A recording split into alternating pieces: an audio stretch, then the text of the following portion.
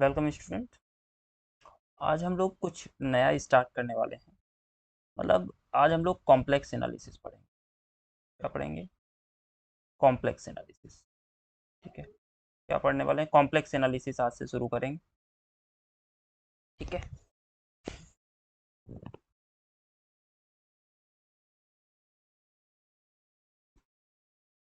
Complex analysis. Okay, इस complex analysis के अंदर सबसे पहले हम लोग जानेंगे कि यहाँ पे जो फंक्शन होगा एफ, ठीक है ना, एफ वो किसी ना किसी डोमेन से कॉम्प्लेक्स नंबर पे इस तरीके से फंक्शन होगा। ये इस फंक्शन का डोमेन है, ये कॉम्प्लेक्स है और ये सेट ऑफ कॉम्प्लेक्स नंबर्स है। ओके, और इसको हम लिखेंगे F of Z is equal to U plus I V, U plus I V. जहाँ ये ध्यान रखना है आपको कि वेयर यू एंड वी, जो यू वी है, वेयर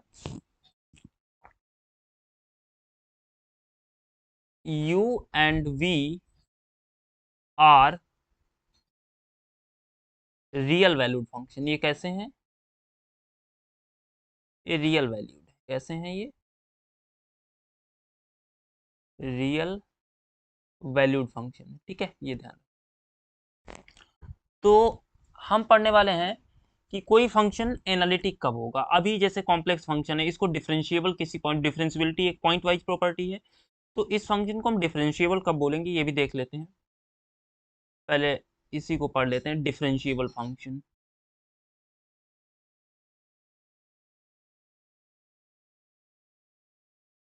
डिफरेंशिएबल फंक्शन क्या होता है ये? ठीक है, तो जैसे एफ जेड है, F Z is set to B,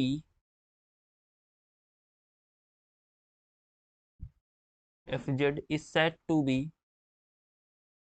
इसको क्या बोलेंगे? Differentiable at point Z naught. ठीक है ना, जेड नॉट कहाँ है? Z naught in D domain में है। इफ ऐसे अगर ये इसकी ये लिमिट एग्जिस्ट करे, limit Z tending to Z naught, F of Z minus F of Z naught upon Z minus Z. ठीक है ना, ये लिमिट क्या करे? ये एग्जिस्ट करे। ये लिमिट क्या करे? एग्जिस्ट हो जाए, तो हम बोलेंगे जेड नॉट पे फंक्शन क्या हो गया? डिफरेंशिएबल हो गया। जेड नॉट पे क्या हो गया? डिफरेंशिएबल फंक्शन हो गया। ठीक है, ये। और चूंकि इसको हम इस चीज को इसको और इसको हम ऐसे भी लिख सकते हैं, यहाँ पे अगर जेड माइनस जेड नॉट को हम यहाँ पे डेल्टा जेड मान लें। क्या मान लें? Delta Z. तो जब डेल्टा जेड मानेंगे तो ये लिमिट जो है ये कैसी हो जाएगी? ये चूंकि Z tending to Z naught है तो जेड नॉट को इधर लेके आएंगे तो Z minus Z naught tending to क्या आ जाएगा? जीरो आ जाएगा। यानी कि ये आ जाएगा delta Z tending to zero, क्योंकि इसको जेड माइनस जेड नॉट को डेल्टा जेड माना है। तो ये क्या बन के आ जाएगा? और यहाँ से जेड माइनस जेड नॉट क्या माना है? डेल्टा जेड माना है। तो यहाँ से जब हम जेड की वैल्यू निकालेंगे तो जेड बराबर क्या आ जाएगा? Delta Z plus Z naught, है ना।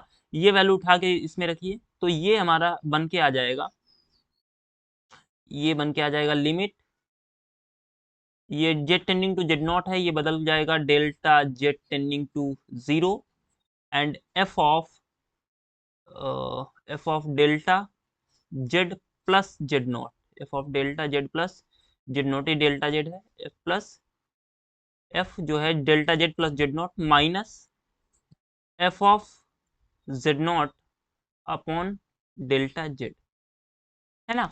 अगर किसी फंक्शन को डिफरेंशिएबल होना है तो चाहे हम लिमिट ये ऐसे लिखें और चाहे हम ऐसे लिखें, दोनों ये इक्विवेलेंट सेम चीजें ही हैं। थोड़ा सा इसको मॉडिफाई करके ऐसे बना लिया है ना। इसका हम लोग यूज कर पाएंगे। तो अगर कोई फंक्शन डिफरेंशिएबल है तो ये लिमिट क्या होनी चाहिए? ये लिमिट एग्जिस्ट करनी चाहिए। ये लिमिट क्या होना चाहिए? इस लिमिट को एग्जिस्ट करना चाहिए। Okay, got the idea? Okay, तो हम पढ़ते हैं, हमारा जो टॉपिक है वो है एनालिटिक फंक्शन। क्या है? चलिए, एक लाइन बना लेते हैं।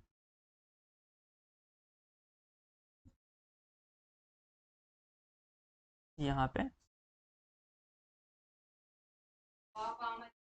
ठीक है, चलिए पढ़ते हैं एनालिटिक फंक्शन क्या होता है।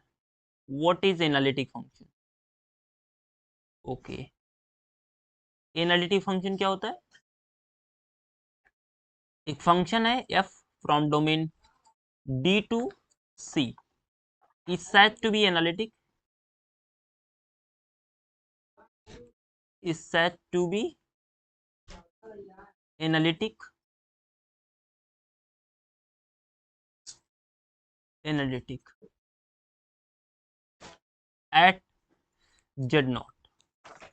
तो z नॉट पॉइंट पे, क्योंकि हम फंक्शन को एनालिटिक बोलेंगे, कब बोलेंगे इसको? जबकि एनालिटिसिटी जो प्रॉपर्टी है वो पॉइंट बेस्ड प्रॉपर्टी नहीं है, डिफरेंशियबिलिटी जो है वो पॉइंट बेस्ड प्रॉपर्टी है।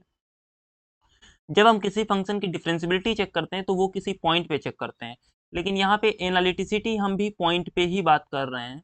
तो F D to C is said to be analytic at point Z at Z naught if, जैसे ये कोई मेरा डोमेन है, ये क्या है, ये मान लो ये मेरा डोमेन है। अब फंक्शन को जैसे डिफरेंशिएबल देखना है तो सिर्फ इसी पॉइंट जेड नॉट पॉइंट पे ही देखना है ना, कि जेड नॉट पॉइंट पे ये वाली लिमिट, हमारी ये लिमिट एग्जिस्ट कर जाए तो हम बोलेंगे ये क्या हो गया, फंक्शन इस पे डिफरेंशिएबल होगा। लेकिन एनालिटिक जेड नॉट पे कब बोलेंगे? जब इस इसके इस पॉइंट के नेबरहुड में एक डिस्क मिले, एक क्या मिले, एक ओपन डिस्क मिले, इस डिस्क के हर एक पॉइंट पे फंक्शन क्या हो, डिफरेंशिएबल हो। डिस्क मतलब ओपन डिस्क, जैसे ओपन स्फीयर वहां पढ़ते थे, यहाँ कॉम्प्लेक्स में इसको ओपन डिस्क बोलते हैं। तो ये इस जेड नॉट पॉइंट पे क्या होना चाहिए, फंक्शन को इस जेड नॉट पॉइंट के नेबरहुड में जितने भी पॉइंट ये आने वाले हैं, जितने भी इसके अंदर, इस डिस्क के अंदर पॉइंट हैं, हर पॉइंट पे फंक्शन क्या हो, डिफरेंशिएबल हो। जितने भी ये पॉइंट है, हर पॉइंट पे फंक्शन क्या होना चाहिए, डिफरेंशिएबल होना चाहिए।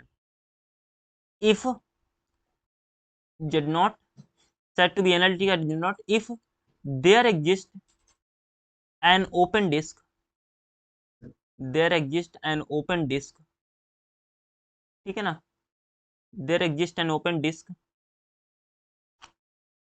such that f of z is differentiable, f of z is differentiable throughout that disk,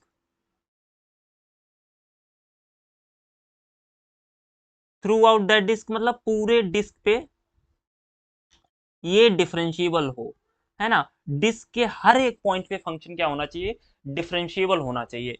तो एनालिटिक फंक्शन क्या हो रहा है, एनालिटिक फंक्शन, अब हम एनालिटिक फंक्शन किसे बोलेंगे, एनालिटिक फंक्शन किसी बोलेंगे किसी पॉइंट पे, अगर उस पॉइंट के चारों ओर एक ओपन डिस्क मिल जाए, उस ओपन डिस्क के हर एक पॉइंट पे क्या हो, फंक्शन डिफरेंशिएबल होना चाहिए। यानी इस पॉइंट पे लिमिट एग्जिस्ट करे, इसके अंदर जो भी पॉइंट है हर पॉइंट पे लिमिट क्या होनी चाहिए, एग्जिस्ट करनी चाहिए। एक चीज और, अगर कोई फंक्शन डिफरेंशिएबल किसी पॉइंट पे नहीं है तो वो उस पॉइंट के अराउंड जो डिस्क मिलेगी वहां भी फंक्शन हमारा एनालिटिक नहीं होगा। तो नेसेसरी कंडीशन ये हो जाती है कि फंक्शन जो है वो अगर डिफरेंशिएबल नहीं है तो एनालिटिक भी नहीं होगा, उस पॉइंट के अराउंड डिस्क नहीं मिलेगी, क्योंकि वो पॉइंट डिस्क के अंदर रहेगा, और जब उसी पॉइंट पे डिफरेंशिएबल नहीं होगा तो एनालिटिक कहाँ से आएगा। तो ये चीज आप ध्यान रखिएगा, ठीक है ना। ओके, इसके एनालिटिक फंक्शन को, analytic function is also called, लिख लीजिए, कभी इस नाम से भी पूछा जा सकता है, analytic function, analytic function is also called, analytic function is also called regular, regular function। इसके कुछ नाम है वो लिख लेते हैं, रेगुलर फंक्शन भी इनको बोलते हैं, और होलोमॉर्फिक फंक्शन भी बोलते हैं। रेगुलर फंक्शन, और क्या बोलते हैं इसको, होलोमॉर्फिक फंक्शन भी बोलते हैं, क्या बोलते हैं, होलोमॉर्फिक फंक्शन, होलोमॉर्फिक भी बोलते हैं, होलोमॉर्फिक फंक्शन। ठीक है ना, एनालिटिक फंक्शन के नाम है, एग्जाम में इस नाम से भी पूछा जा सकता है कि फंक्शन होलोमॉर्फिक, आपको पता ही नहीं होलोमॉर्फिक क्या है। तीसरा एक और नाम है इसको, मोनोजेनिक फंक्शन भी बोलते हैं, इनको क्या बोलते हैं, monogenic function, monogenic function.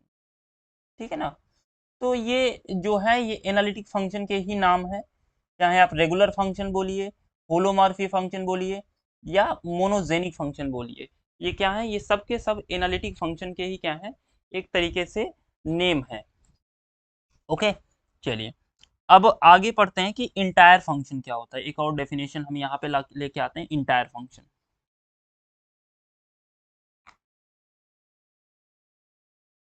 Entire function, entire function, okay, entire function, if F of Z, F of Z जो फंक्शन है, इज एनालिटिक, अगर ये एनालिटिक हो, मतलब होलोमॉर्फिक हो, इन सी, सी मतलब पूरे कॉम्प्लेक्स प्लेन पे, अगर ये फंक्शन एनालिटिक हो पूरे कॉम्प्लेक्स प्लेन पे, देन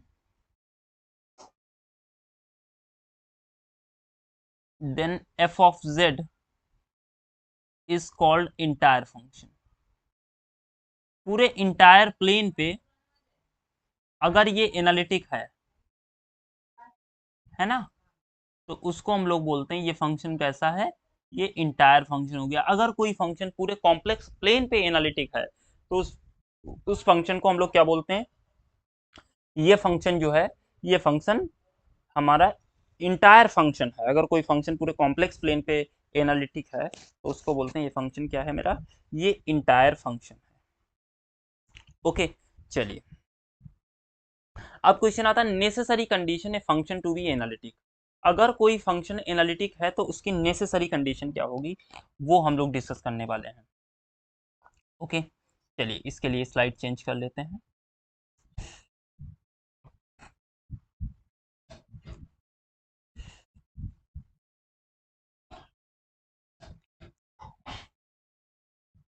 ओके, बहुत इंपॉर्टेंट है, एक तरीके से थ्योरम समझ लीजिए। Necessary condition a function to be analytic, ये नेसेसरी कंडीशन ये करते हैं, necessary condition, necessary condition a function to be analytic.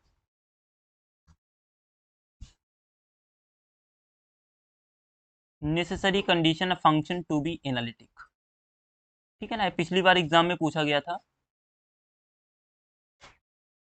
Very important, बहुत इंपॉर्टेंट थ्योरम है ये, कि और इसको नेसेसरी कंडीशन है फंक्शन टू बी एनालिटिक, और इनको बोलते हैं कॉची रीमान इक्वेशन के नाम से भी पूछा जाता है, Cauchy Riemann equation, Cauchy Riemann equation के नाम से भी ये पूछा जाता है, कॉची रीमान इक्वेशन, है ना। पिछली बार क्वेश्चन आया था state and proof Cauchy Riemann equation, पिछली बार जो क्वेश्चन बना हुआ था यहां से इस नाम से आया हुआ था, है ना,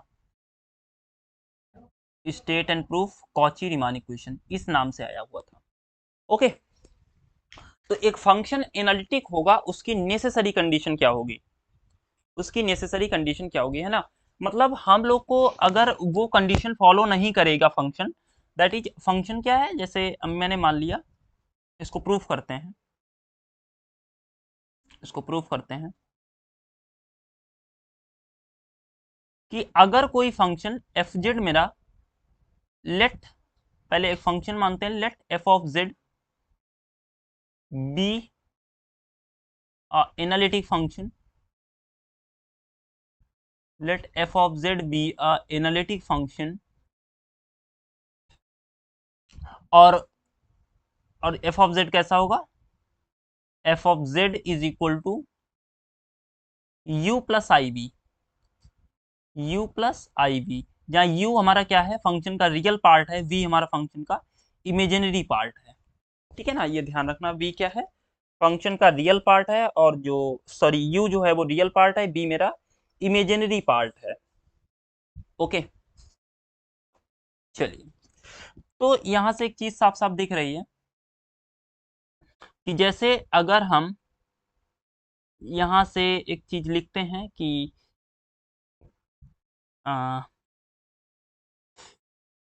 एफ ऑफ, इसको लिख लेते हैं, F of Z plus delta Z क्या आ जाएगा, F of Z plus delta Z जो आएगा, Z U plus delta U, ठीक है, and plus I V plus delta V. Okay, अब चूंकि फंक्शन डिफरेंशिएबल है तो एफ डैश जेड क्या होगा, एफ डैश जेड, तो एफ डैश जेड क्या हो जाएगा,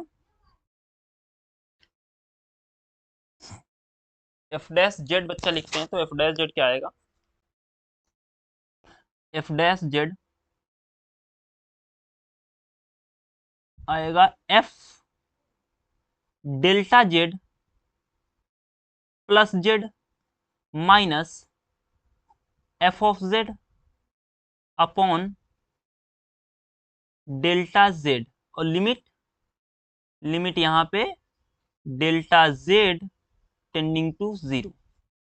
ओके, नाउ वैल्यू रखते हैं, वैल्यू रखिएगा, what we get, limit delta Z, limit delta Z tending to 0, ठीक है ना, डेल्टा जेड टेंडिंग टू 0, तो ये क्या आ जाएगा,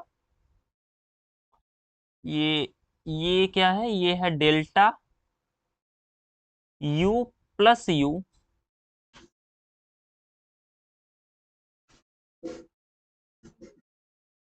एंड ये इस तरीके से प्लस आई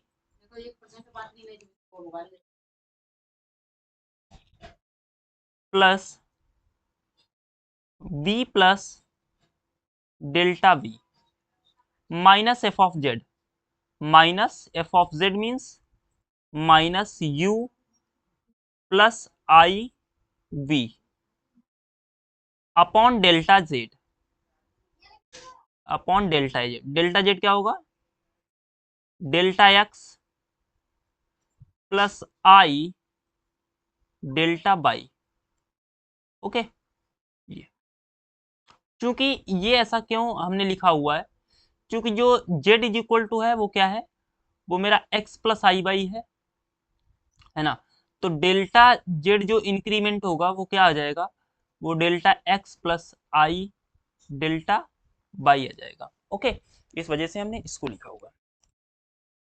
अब यहाँ एक चीज, जब इसको ओपन करेंगे तो क्या मिलेगा, limit delta Z tending to 0, ये delta you plus I delta V, why because ये वाला u और ये यहाँ माइनस यू, ये कैंसिल हो जाएगा, और ए आई वी और ए माइनस आई वी, ये दोनों कैंसिल हो जाएंगे, तो हमारे पास यही बचेगा, upon delta X plus delta by. Okay, ये हमारे पास आया हुआ है, या इसको चाहो तो अभी डेल्टा जेड ही लिखा रखो तब भी कोई इश्यू नहीं है, या जैसा आपको सुइटेबल लगे, ठीक है ना, ये हमारे पास वैल्यू आई हुई है। ओके, सिंस एक चीज और आगे देखिएगा, तो यहां से चूंकि ये एफ डैश जेड है और इसको एग्जिस्ट कराना है, इसको क्या कराना है, एग्जिस्ट कराना है, क्योंकि ये एग्जिस्ट करेगा तो ये इस पे मतलब जेड पे किसी भी लाइन या किसी भी पाथ के थ्रू डेल्टा जेड पे जाए तो वो एग्जिस्ट करना चाहिए, क्या होना चाहिए, एग्जिस्ट करना चाहिए, है ना, जैसे इसको समझ लेते हैं, जैसे डेल्टा जेड पे मुझे पहुंचना है, मतलब जेड पे पहुंचना है, तो एक्स एक्सिस के थ्रू जाइए, बाई एक्सिस के थ्रू जाइए, तो जेड पे पहुंचना है आपको। डेल्टा जेड कहाँ जा रहा है? जीरो पे जा रहा है ना, मतलब डेल्टा जेड कहाँ जा रहा है? जीरो पे जा रहा है यहाँ। तो जीरो पे जाने के बहुत सारे रास्ते हैं, हम बाई एक्सिस के थ्रू भी जा सकते हैं, हम एक्स एक्सिस के थ्रू भी जा सकते हैं, है ना। तो और लिमिट चूंकि एफ जेड एग्जिस्ट कर रहा है, तो किसी भी पाथ के थ्रू जाए, मतलब डेल्टा जेड चाहे इस पाथ के थ्रू जीरो पे जाए, चाहे इस पाथ के थ्रू जीरो पे जाए, या कोई ऐसे ऐसे पाथ पे ऐसे करके ये जीरो पे जाए, कहीं भी किधर से भी ये जीरो पे जाए, तो लिमिट एग्जिस्ट करनी चाहिए। इसकी मतलब लिमिट सेम ही आनी चाहिए। एफ डैश जेड की लिमिट क्या है? लिमिट एग्जिस्ट कर रही है, क्योंकि एनालिटिक हम मान के चले हैं, एनालिटिक मान के चले तो डिफरेंशिएबल तो होगा ही होगा, मतलब ये लिमिट एग्जिस्ट करेगी, ये वाली लिमिट क्या करेगी? एग्जिस्ट करेगी। तो delta Z tending to zero, तो डेल्टा जेड किसी भी पाथ के थ्रू अगर जीरो पे जाएगा, किसी भी पाथ के थ्रू, मान लो इन लाइन के थ्रू चला जाए या इस पाथ के थ्रू चला जाए, डेल्टा जेड जीरो पे, लिमिट हमेशा क्या होनी चाहिए? सेम आनी चाहिए, पाथ पे डिपेंड नहीं करनी चाहिए, तभी तो हम बोलेंगे इसकी लिमिट एग्जिस्ट कर रही है। तो हम क्या करते हैं, हम एक काम करते हैं, हम डेल्टा जेड को बाई एक्सिस के थ्रू एक बार जीरो पे ले जाते हैं, एक बार एक्स एक्सिस के थ्रू जीरो पे ले जाते हैं, और दोनों लिमिट सेम ही होंगी, क्योंकि लिमिट एग्जिस्ट कर रही है, क्योंकि एफ जेड एनालिटिक है। अगर एनालिटिक है तो ये वाली इसकी लिमिट एग्जिस्ट करेगी, तो एग्जिस्ट करने का मतलब किसी भी पाथ के थ्रू एग्जिस्ट करेगी, तो एक्स एक्सिस के थ्रू और बाई एक्सिस के थ्रू दोनों लिमिट एग्जिस्ट करेंगी और सेम भी आएंगी, ठीक है ना, है ना। हर पाथ के थ्रू सेम आएंगी, तो एक्स एक्सिस बाई एक्सिस के थ्रू भी सेम ही आएंगी। ओके, चलिए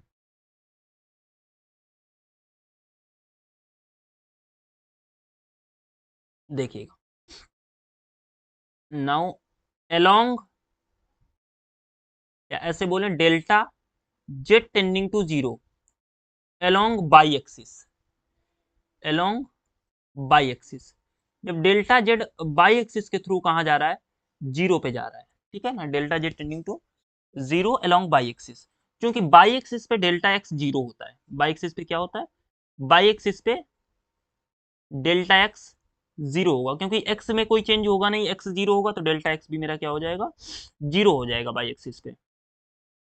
अब जब डेल्टा एक्स, सॉरी यहाँ जो आई होगा, यहाँ पे थोड़ा सा छूट गया है ये पोर्शन, यहाँ पे आई होगा, है ना। तो ये, तो एफ डैश जेड क्या आ जाएगा? F dash Z is equal to limit, अब जब delta x tending to zero होगा, तो डेल्टा जो डेल्टा जेड है, ये क्या होगा? ये zero plus I delta by tending to zero, यानी कि आई जीरो के पास भेज दीजिए, तो यहाँ से delta by tending to zero, तो ये क्या change Y along Y axis से क्या आ जाएगा? Delta by tending to zero, क्योंकि डेल्टा जो जेड है ये क्या आ जाएगा? Delta by tending to zero, और डेल्टा ये ऊपर क्या बचेगा? ऊपर बचेगा delta U and plus I delta V, और अपॉन में delta X zero I delta Y, ये क्या आ जाएगा? आई डेल्टा बाई, ठीक है। अलग अलग कर लेते हैं इसको, आ जाएगा limit delta by tending to zero delta u upon i, i delta y, i delta y, and plus यहां से आई आई कैंसिल हो जाएगा, इसको ऐसे ब्रैकेट लगा लेते हैं, and delta v upon delta y, इसको हम ये भी लिख सकते हैं limit delta by tending to zero, और ये delta u upon delta y है, ये आई ऊपर जाएगा माइनस का हो जाएगा, तो ब्रैकेट लगा लीजिए, minus delta u upon delta y, and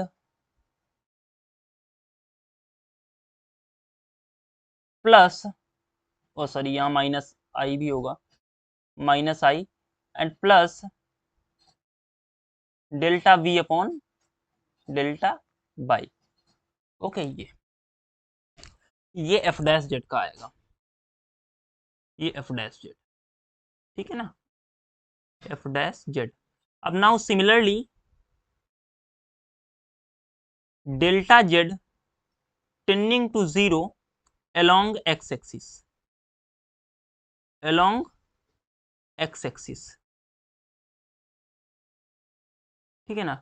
जब x एक्सिस के थ्रू ये क्या है, delta Z tending to zero, तो x एक्सिस के थ्रू जब जाएगा तो यहाँ पे डेल्टा बाई जीरो होगा। क्या बाई जीरो होगा? सो दिस इंप्लाइज दैट यहाँ पे डेल्टा बाई जो है वो जीरो हो जाएगा। तो डेल्टा बाई जीरो हो जाएगा, सो this implies that delta Z जो होगा वो सिर्फ और सिर्फ हमारा क्या बचेगा, डेल्टा एक्स ही बचेगा, है ना। तो तब एफ डैश जेड क्या आ जाएगा, एफ डैश जेड तब निकालते हैं। तो उस केस में एफ डैश जेड जो होगा वो क्या आ जाएगा, वो limit delta x tending to zero delta you plus I delta v upon delta x.